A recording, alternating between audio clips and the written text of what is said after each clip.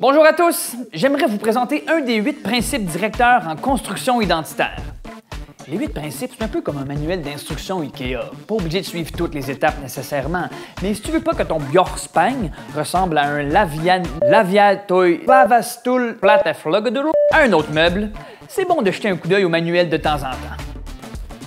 Le principe qu'on va décortiquer aujourd'hui, favoriser l'action concertée de la famille, de la communauté et de l'école. Qu'est-ce que ça veut dire? On aimerait tous le savoir. Non, sérieusement, j'ai aucune... Ça veut dire d'impliquer non seulement l'école, mais aussi la communauté et les familles dès le début.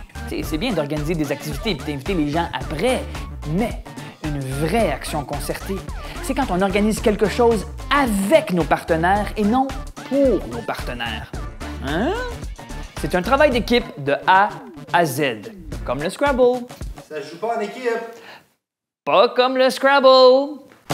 Par exemple,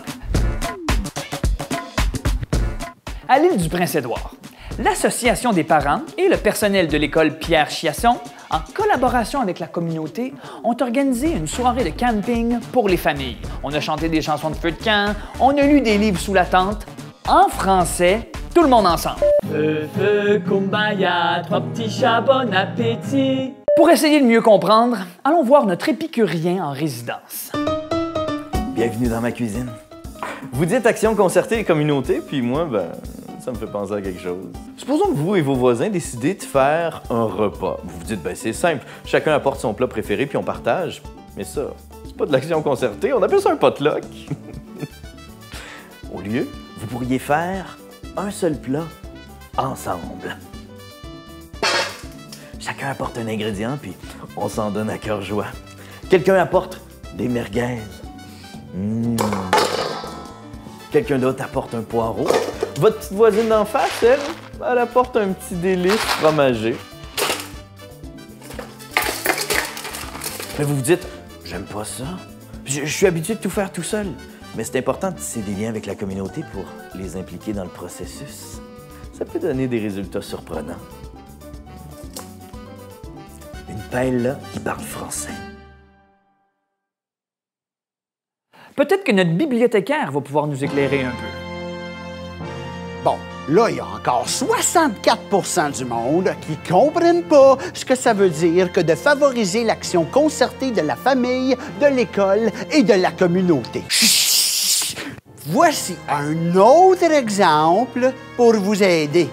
Il y a une initiative du district scolaire francophone sud au Nouveau-Brunswick et ça s'appelle Francobulle. C'est très cute comme nom. C'est pas compliqué, là. C'est une série d'échanges multilatéraux qui visent la stimulation psychologique de l'apprenant en bas âge dans un contexte socio-formatif. En français. So, c'est des playdates. En français. On dit des groupes jeux en français. En tout cas, c'est vraiment pas fou comme idée. La prochaine fois que vous organisez une activité ou un programme à l'école ou dans la communauté, demandez-vous donc si c'est possible de le faire avec vos partenaires. Tout le monde peut contribuer à la construction identitaire, même notre bibliothécaire. Et n'oubliez pas de regarder nos autres capsules aussi. On se revoit bientôt. Je m'ennuie déjà.